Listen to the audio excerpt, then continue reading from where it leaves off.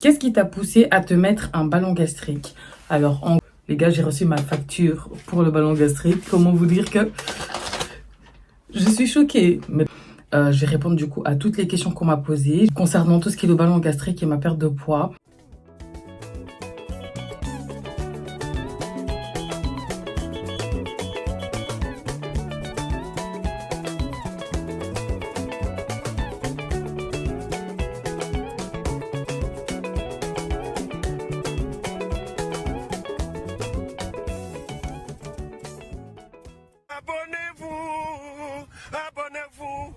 Abonnez-vous sur votre chaîne YouTube. Hey guys, bonjour à tous, bienvenue sur ma chaîne. Je m'appelle Julia Salamona, aka la Panthère Noire, aka Panthera, tu connais. Si tu me connais pas, c'est que t'es pas abonné à ma chaîne YouTube, donc je t'invite à le faire. J'espère que vous allez bien, que vous portez bien et que tout se passe bien dans votre life. Moi de mon côté, ça va. Aujourd'hui du coup, on se retrouve pour une FAQ concernant tout ce qui est le ballon gastrique et ma perte de poids. Je vais répondre du coup à toutes les questions qu'on m'a posées. Je vous ai laissé en fait je vous ai laissé du coup me poser des questions en anonyme sur une application. Donc si vous me suivez sur Instagram, Snapchat, vous avez pu me poser ces questions-là. Il y a pas mal de questions qui sont revenues et qui étaient du coup les mêmes questions. Donc pour éviter de chercher pendant une heure et de me répéter, j'ai un peu regroupé les questions de sorte à pouvoir avancer dans la vidéo. Donc voilà, ça va pas être une trop longue vidéo. J'espère que j'aurai quand même répondu à toutes vos questions. Si c'est pas le cas, n'hésitez pas à me poser les questions dans les commentaires et j'y répondrai. Sinon, suivez-moi également sur TikTok. Oui, je suis sur TikTok maintenant. Franchement, maintenant, j'aime trop TikTok. C'est trop bizarre. Et Instagram aussi, en fait. Instagram? Pourquoi vous me suivez pas sur Instagram, wesh? Je fais grave des efforts pour poster des photos un peu bien. Bref, on va commencer. Qu'est-ce qui t'a poussé à te mettre un ballon gastrique? Alors, en gros, ce qui m'a poussé à me mettre un ballon gastrique, en vrai de vrai, je pense que c'est le fait que ma mère m'en ait parlé par rapport à une amie à elle, donc une tantine comme ça, qui a mis un ballon gastrique et qui a perdu vraiment du poids. Parce que cette année, j'étais vraiment en mode genre, non, c'est trop. Et j'étais de nouveau démotivée. En fait, à force d'avoir cet effet yo-yo, tu prends du poids, tu perds, tu prends du poids, tu perds. À un certain moment, en fait, c'était juste plus possible, en fait. Sachant que il y a pas mal de choses, en fait, externes qui me faisaient grossir, dont des médicaments. Et ce qui fait qu'en fait, et plus ma hypothyroïdie, j'ai du mal à le dire. Du coup, comme je sais que tout au long de ma vie, je prendrais facilement du poids, j'avais ce truc où je me suis dit, bon, si je peux devenir mince, entre guillemets, ou vraiment perdre un bon 20-30 kilos, franchement, pourquoi pas, je vais sauter sur l'occasion. Donc, j'ai fait mes recherches, j'ai regardé les pour et les contre, pas seulement du ballon gastrique, mais également de la sleeve, du sleeve et du bypass, etc. Et je me suis dit, ok, tu sais quoi, je vais tenter le ballon gastrique et voilà. Pourquoi n'as-tu pas simplement fait du sport et un rééquilibrage alimentaire? Alors pourquoi est-ce que je n'ai pas tout simplement fait ça? Parce que c'est quelque chose que j'ai fait à plusieurs reprises, qui fonctionne. Mais après ça, j'ai quand même pas mal repris du poids. Parce qu'en fait, le poids, je l'ai vraiment perdu progressivement en fait. Et perdre du poids, c'est pas difficile pour moi. Mais le problème, c'est que je prends trop facilement du poids. Et du coup, j'étais en mode genre, j'ai besoin d'un coup de pouce en fait. Moi, c'était juste ça. Clairement, j'avais vraiment besoin d'un coup de pouce. Et donc voilà. Comment fonctionne un ballon gastrique? Ok, du coup, moi, je suis pas médecin, mais je vais tenter de vous l'expliquer de la manière dont moi, je l'ai compris. De ce qu'on m'a fait comprendre, c'était que le ballon gastrique, ce qui se passe, c'est que ils te mettent un truc à l'intérieur de ton estomac. Une fois que c'est bien placé, ils le font gonfler et ils le remplissent avec du liquide quelque chose. Moi, la seule chose que j'ai retenue, c'est que le médecin m'a dit que le liquide en question était, en tout cas pour, je sais pas si c'est tout le temps le cas, mais il m'a dit que le liquide, il serait genre bleu-vert, de sorte à ce que si un jour j'aille aux toilettes et que j'aille couler les larmes là-bas en bas, et que je vois du bleu ou du vert, alarme, ça veut dire qu'il y a il y a un problème avec le ballon, parce que c'est pas censé couler, en fait. Et du coup, en fait, ce ballon-là, il va prendre la place dans ton estomac, ce qui va te donner un effet de satiété. Il y a soleil, même France.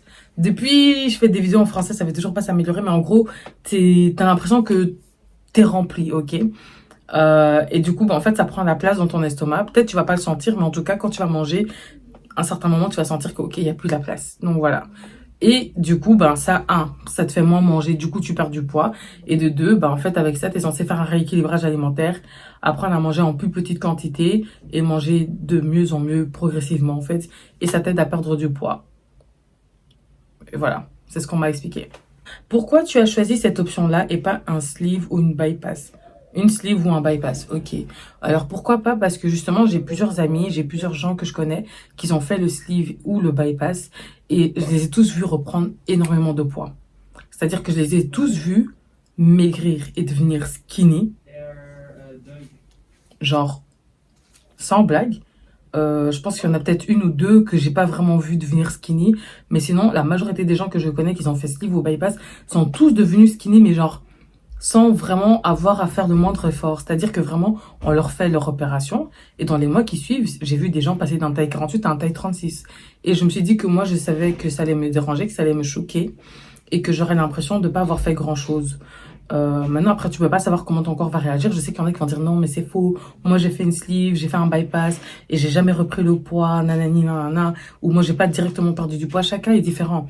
Mais moi, je parle juste par rapport à moi. Moi, ce que j'ai vu en termes de gens qui ont fait un sleeve ou bypass, ça m'a pas intéressé. Je me suis dit, ok, tu sais quoi, le ballon gastrique, j'ai l'impression que tu perds quand même un peu moins, voire des fois même beaucoup moins que le sleeve ou le bypass. Et je me suis dit, ça, je sais que psychologiquement, ça va passer. Parce que ça fait quand même quelques années que je suis grosse et que je suis habituée à me voir charger. Dites-vous que là, même dans ma tête, j'ai grave perdu du poids. Je suis passée à presque 2 tailles en dessous. Mais je me vois toujours comme si je portais un taille 46 en fait. Et du coup, ben, je sais pas, je sentais que le sleeve ou le bypass allait un peu me choquer. Donc, en fait, je sais pas, j'étais pas trop chaude. Et puis, c'est une opération aussi. C'est-à-dire qu'on t'ouvre. Enfin, je suis pas très sûre qu'on t'ouvre, mais en tout cas, c'est une opération, tu vois. Alors que le ballon gastrique, on m'a fait comprendre que, genre, je mets le ballon, 2, 3 jours après, je suis censée avoir une vie normale. Donc, l'expérience que moi j'ai eue avec le ballon gastrique, c'est pas comme ça que ça devait se passer. Ok? C'est pas comme ça que ça devait se passer. Mais bon. Quelles sont les conditions pour se faire poser un ballon gastrique? Il me semble, je suis pas très sûre, mais qu'il faut être en surpoids minimum, c'est-à-dire surpoids ou obésité, et que là, on peut te donner on peut te laisser faire le ballon gastrique. Sachant d'ailleurs que si, par exemple, on te refuse le bypass ou la sleeve, cette option-là. Après, moi, je rentrais dans les conditions pour faire une sleeve. Mais je sais pas pourquoi, mais bon, on me le déconseillait de dingue, donc voilà. Forcément être en obésité pour se faire poser le ballon, non. Surpoids aussi, il y a des médecins qui acceptent. Il faut le garder combien de temps? Eh ben, en vérité, j'en ai aucune idée. Il y a des gens qui m'ont parlé de 3 mois. Il y a des gens qui m'ont parlé de 6 mois. Il y a des gens qui m'ont parlé de 1 an. Je vais vous dire la vérité. Le médecin m'a jamais dit combien de temps j'allais garder le ballon. Il m'a juste expliqué comment va se passer. Il m'a expliqué ce qu'était le ballon. Il m'a demandé si j'avais besoin de réfléchir. J'ai dit non, on le fait. 3 semaines après, enfin 2 semaines après, ouais, 3 semaines après, même pas, j'ai posé le ballon. Et je l'ai gardé pendant 6 semaines et ça n'allait pas. Le pire problème, la pire douleur que tu as eue avec le ballon gastrique. Le pire problème, ben, je pense que c'est la douleur. La douleur. Que je m'étais pas rendu compte que ce n'était pas normal d'avoir aussi mal. Parce que je sais qu'il y a des gens qui... Ça se voyait peut-être pas à travers les vlogs. Parce que tu peux pas tout... Tu sais pas tout montrer, tu sais pas tout exprimer aussi. C'est très compliqué. Mais j'étais vraiment en douleur. Peut-être pas constante, mais en fait, dès que je mangeais, une douleur atroce. Atroce. Et du coup, moi, je me suis dit, bon, bah, vu qu'on m'a parlé de douleur, etc., et qu'on m'a dit que si je mange et que j'ai mal, ça veut dire que je dois réduire la quantité, ou que je me suis un peu forcée. Donc, moi, c'est ce que je m'étais mis en tête. Je me suis dit, purée, je pense que j'ai peut-être forcé aujourd'hui parce que j'ai archi mal. Alors qu'en fait, pas du tout. C'est mon corps qui rejetait le ballon gastrique et qui voulait rien savoir. Et en vrai de vrai, je mangeais pas énormément. Donc, moi, c'était vraiment la douleur. Puis, si ceux qui ont regardé le vlog douleur à un trou dans mon estomac, là, j'ai cru que j'allais mourir. J'ai cru que j'allais mourir parce qu'en vrai de vrai, je sais pas si je l'ai bien montré dans le vlog, mais de Londres à Bruxelles, donc le trajet là, en Flixbus et c'est Blablacar que j'ai pris, plus le taxi, j'avais archi mal. Dès que tu bouges, j'avais l'impression que ça allait exploser, je vous promets. J'avais vraiment, mon ventre était gonflé. Je vais vous mettre un TikTok ici. Et regardez le TikTok. Je vous promets que mon ventre, il n'est pas gros comme ça, de base. Genre même quand je suis partie me faire poser le ballon, mon ventre n'est pas comme ça. Quand je suis debout, mon ventre n'est pas comme ça. Il est ce que tu veux, mais il n'est pas ressorti comme ça. Et à ce moment-là, en fait, quand j'ai fait ce TikTok-là, ben, mon ventre, il commençait déjà à gonfler, mais je m'en étais... En fait, moi, je me disais, ouais, je suis un peu ballonnée, en fait. Non, inflammation, depuis, ça faisait que gonfler, c'était n'importe quoi. Donc ouais, ça, c'était les pires choses que j'ai expérimentées avec le ballon gastrique. Franchement, moi, je suis traumatisée du ballon. Je suis traumatisée. Pourquoi est-ce que tu en as pas directement parlé sur les réseaux? Je n'en ai pas parlé directement sur les réseaux sociaux parce que je sais qu'il y a beaucoup de gens qui croient tout connaître, qui veulent toujours se mêler de tout et qui sont pas capables, en fait, de juste dire bon courage. Tu sais, des fois, t'as pas besoin j'ai pas besoin de vos avis. Des fois, j'ai pas besoin de tous vos commentaires, en fait. Des fois, t'as juste besoin d'encouragement. Et des fois, c'est même pas les abonnés, hein. Des fois, c'est même des proches qui sont pas juste capables, des fois, de se dire, OK, elle a eu envie de faire ça. Je vais la soutenir et je vais fermer ma bouche. Ils se sont toujours obligés de rajouter leur petit grain de sel, leur petit grain de poivre, de cube magie, tout ça, alors qu'on t'a rien demandé. Tu pouvais juste me dire, écoute, j'ai vu que tu t'es mis un ballon gastrique, j'espère que ça va fonctionner pour toi et que tu vas tenir sur le long terme. Bon courage. Point. Ça fait genre plaisir, t'es en mode merci. Non, il y a des gens, ils sont là et ils vont t'envoyer des messages. Ouais, pourquoi tu fais ça? T'as pas besoin. Et c'est ceci, et c'est cela, tu vois, et t'es en mode oh. Et j'avais vraiment besoin d'avoir le moins d'avis négatifs et de mauvaises ondes autour de moi. J'avais vraiment besoin d'être concentrée, etc. Surtout que je souffrais de dingue. Du coup, je l'ai expliqué en story privée. Il y a quelques membres de ma famille qui étaient au courant, sans plus. Et puis voilà, quoi. Et puis même, je voulais pas avoir, en fait, l'avis des gens au moment même. C'est-à-dire qu'au moment où j'ai commencé à en parler publiquement, en fait, on était en train de me retirer le ballon gastrique, en fait. Donc, il y avait 6 semaines de décalage, je pense bien, entre ce qui se passait. Même là, en fait, hein, je vous regardais mes vlogs, mes vidéos. Mais le moment, par exemple, où vous allez voir cette vidéo-là, je pense que je serai déjà au Mexique. Je vais déjà même vous dire où je pars. Je serai déjà au Mexique, en fait, au moment où vous allez regarder ce vlog. Enfin, cette vidéo-là. Donc, maintenant, je poste tout en décalage, en fait, comme ça. Les commentaires m'atteignent moins. C'est-à-dire que quand quelqu'un vient et te dit, ouais, mais tu dois pas faire ça, tu dois faire ceci. Je regarde le commentaire et je suis en mode, oh, meuf. Ce que tu m'expliques là, ça fait déjà 3 semaines, j'ai fait ou je n'ai pas fait. C'est seulement maintenant tu viens me parler de ça et ça va moins m'atteindre et je serai plus concentrée sur ce que je devais faire. Donc, voilà. Sincèrement, c'est un truc que je vous conseille, en fait. Quand vous faites quelque chose, évitez de le dire au moment même. Attendez un petit peu. Si vous savez que vous supportez pas trop les commentaires et tout. Moi, je suis comme ça. Moi, je suis quelqu'un, je prends trop les choses à cœur et tout. Surtout quand ça vient des gens que je connais. Ben, en fait, je vais trop vite répondre et être en mode, ouais, mais c'est quoi ton problème? Et commencer à faire des longs romans. On n'a pas le temps pour ça, en fait. Donc, je me concentre sur ma perte de poids. C'est la seule chose qui est importante. Le reste, basta. Tu mangeais quoi quand tu avais ton ballon gastrique? Je vais vous mettre en image ce que je mangeais. Ouais, juste ici. Franchement, je mangeais pas grand-chose.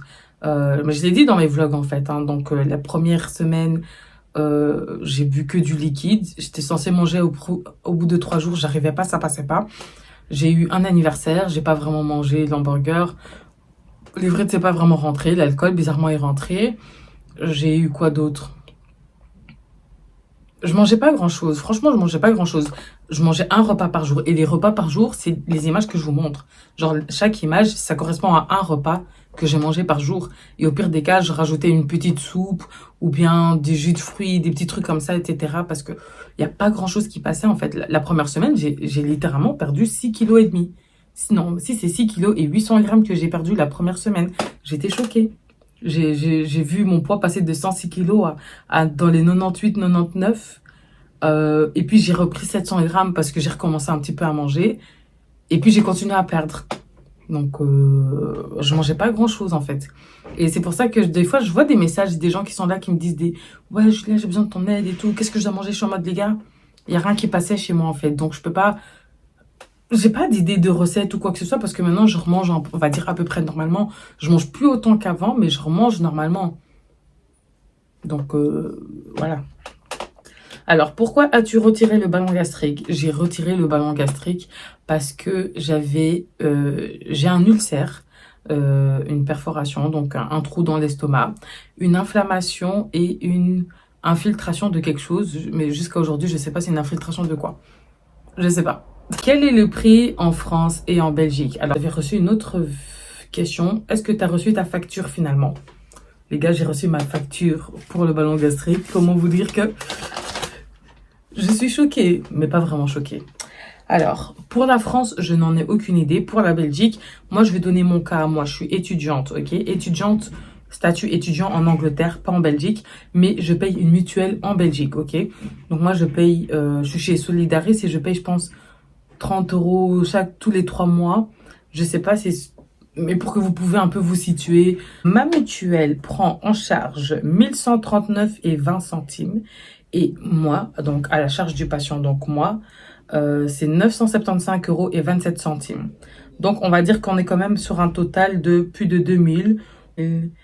2000 plus 30, 70, 2100, 2000, 2114 et 47 centimes. Ok. Désolée, ça fait longtemps les maths. Donc, le total revient à 2100... Ah non, 2200. J'ai mal compté. 2214,47 €. Et le ballon, j'ai plus les papiers, mais le ballon en soi, il était à 800 € aidé.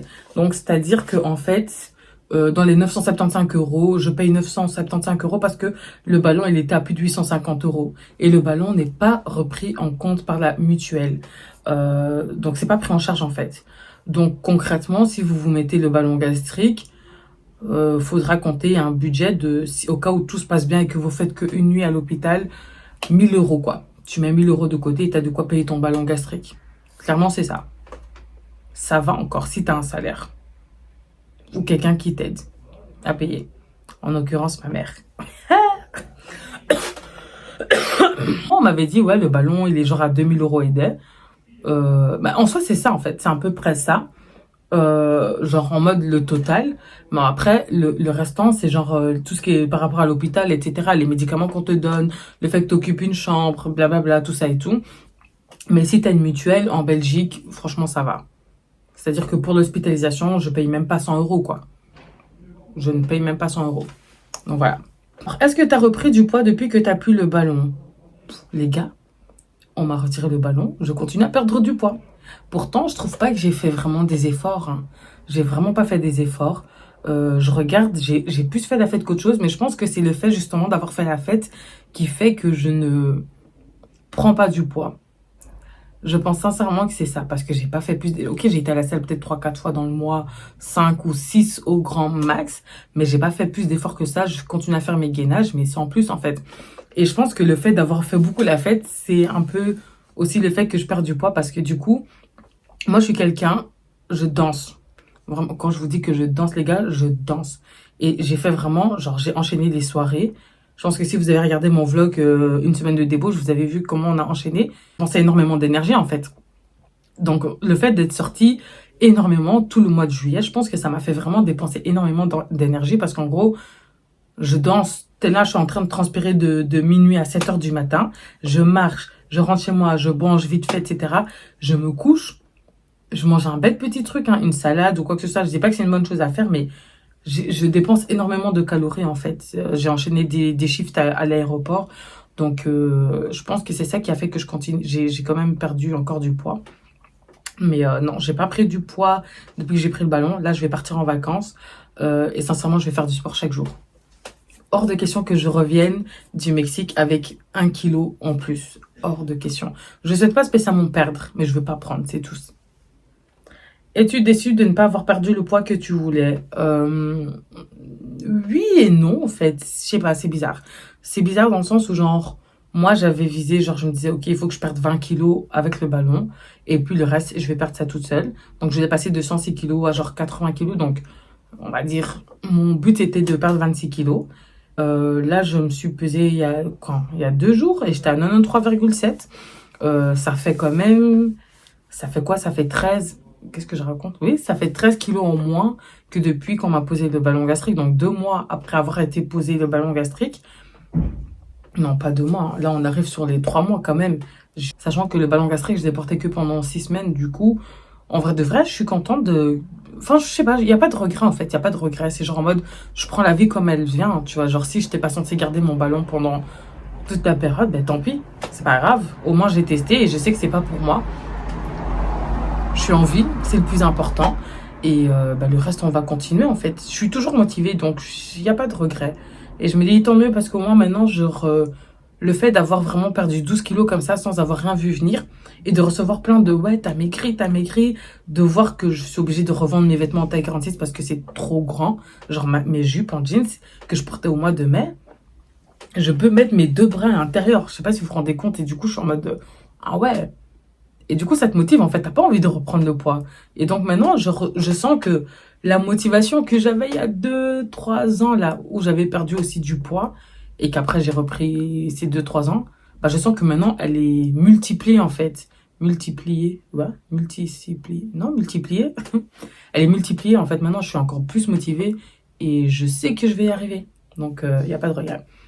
Comment comptes-tu perdre le restant du poids? Bah, en fait, en mangeant équilibré, en suivant les conseils de ma diététicienne et en faisant du sport le plus possible, sans trop me forcer, parce que ce que j'ai remarqué, c'est que genre, on nous met en tête plein de choses en mode genre, ouais, tu dois faire un régime, tu dois faire ceci, tu dois faire cela.